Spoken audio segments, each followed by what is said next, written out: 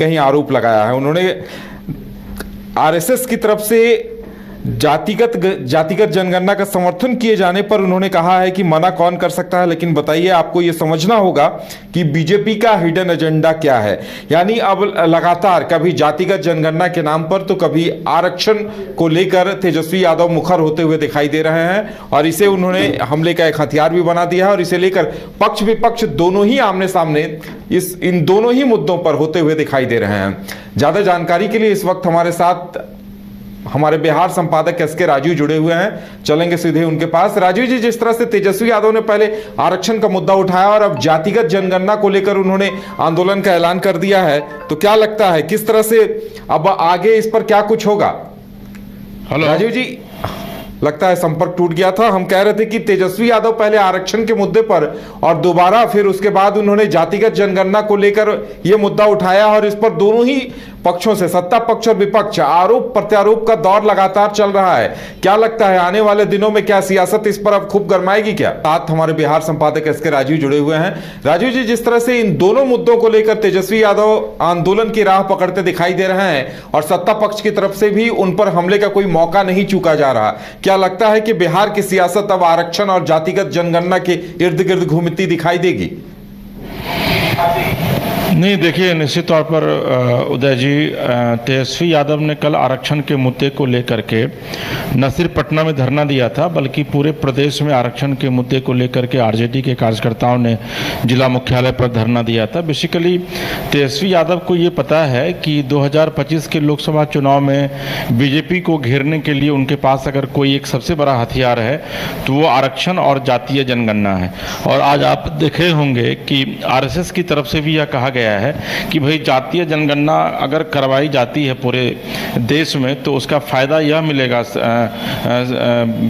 आम जाति को कि उसको ये पता चल पाएगा कि भाई किस जाति की कितनी आबादी है और उसके अनुसार फिर सरकार को फुल प्रूफ एक प्लान बनाने में मदद मिलेगी। तो आज आरएसएस ने जब इस बात की वकालत की है तो उसके बाद तेजस्वी यादव और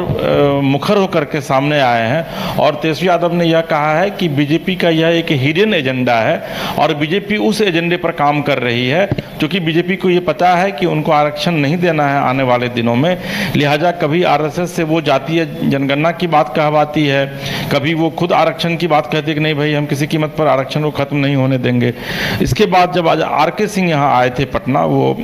आरा से सांसद हुआ करते थे, केंद्र सरकार में मंत्री थे, पिछली सरकार में इस बार चुनाव हार गए, तो उनसे जब पत्रकारों ने पूछा कि भाई आरक्षण को मुद्दा बनाया जा रहा है बिहार में तेजस्वी के द्वारा, तो उन्होंने कहा कि विपक्ष के पास चूंकि मुद्दों का बहुत अभाव है लिहाजा बिहार में तेजस्वी यादव और राष्ट्रीय स्तर पर अलग अलग जो राजनीतिक दल हैं विपक्ष में वो इसको मुद्दा बना रहे हैं, जबकि आरक्षण के साथ न तो कभी कोई भी सरकार जो है वो छेड़छाड़ नहीं कर सकती है और जो अंबेडकर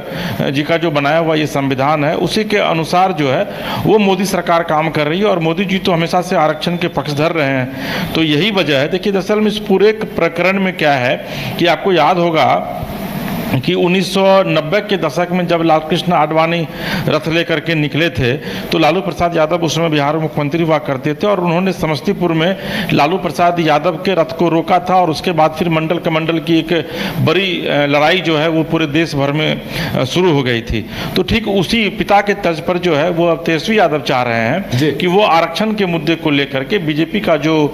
विजय रथ है उसको किस तरीके से रोका जाए। और यही वजह है कि कल उन्होंने विधिवत धरना दिया। आज किसान मोर्चा जो था आरजेडी का वो राजभवन मार्च करता है इस मुद्दे को लेकर के, पूरे प्रदेश भर में इसको लेकर आंदोलन किया जाता है। लेकिन जो सवाल जो सबसे बड़ा है उदय जी वो यह है कि जब आरक्षण केंद्र सरकार खत्म ही नहीं कर रही है, क्योंकि आपने हंगामा किया तो यूपीएससी में जो है कोलेटरल के माध्यम से जो है वो सरकार जो बहाली कर रही थी सरकार विड्रॉ कर लिया। सरकार ने साफ कहा कि नहीं भाई आरक्षण का जो कोटा है उसको खत्म नहीं किया जाएगा। अब बिहार में जो आरक्षण का दायरा बढ़ाया गया था 50 से 65% किया गया था, उस पर हाईकोर्ट ने रोक लगा दी है, उस पर सुप्रीम कोर्ट ने स्टे कर दिया है। तो अब सुप्रीम कोर्ट और हाईकोर्ट जब स्टे करता है तो उसके बाद फिर केंद्र सरकार के पास एक विशेषाधिकार है कि केंद्र सरकार कभी लोकसभा में ला करके एक बिल लाएगी एक, और उस बिल को फिर लोकसभा और असम उसको पास कराना होता है। तो ये इतना आसान नहीं है। लेकिन चूंकि तेजस्वी यादव के पास कोई मुद्दों का घोर अभाव है और यही वजह है कि वो एक आरक्षण और कास्ट बेस्ड सेंसस को फिलहाल मुद्दा जो है बनाए हुए हैं। और आप देखिए कि आज जितने भी सत्ताधारी दल हैं, चाहे वो जेडीयू हो चाहे वो बीजेपी हो, वो तमाम जो दलों के नेता हैं उन्होंने तेजस्वी यादव को घेरने की पूरी कोशिश की है कि भाई आपके पास जब मुद्दों का अभाव है तो आप कम से कम जनता को मत दिग्भ्रमित कीजिए, जनता को कम से कम मत आप भरमाइए, क्योंकि जनता जो है वो अगर भ्रम में आ जाती है तो फिर कहीं ना कहीं से नुकसान अल्टीमेटली देश को होता है, अल्टीमेटली नुकसान प्रदेश को होता है। तो तेजस्वी यादव निश्चित तौर पर इस मुद्दे को लेकर के सरकार को घेरने की कोशिश कर रहे हैं और सरकार भी अपने स्तर से जवाब तेजस्वी यादव को दे रही है। जी उदय जी। राजीव जी, हमारे साथ जुड़ने के लिए और तमाम जानकारी देने के लिए आपका बहुत बहुत धन्यवाद। तो देखने वाली बात यह होगी कि इस मुद्दे पर जनता क्या राय बनाती है और किसको फायदा मिलता है। बिहार में विधानसभा के चुनाव भी अगले वर्ष होने हैं और उसे लेकर अभी से ही सियासत गर्माती हुई नजर आ रही है और सत्ता पक्ष लगातार यह आरोप लगा रहा है कि विपक्ष के पास कोई मुद्दा नहीं है इन दो मुद्दों के अलावा, इसलिए विपक्ष की राजनीति इसी के इर्द गिर्द घूम रही है।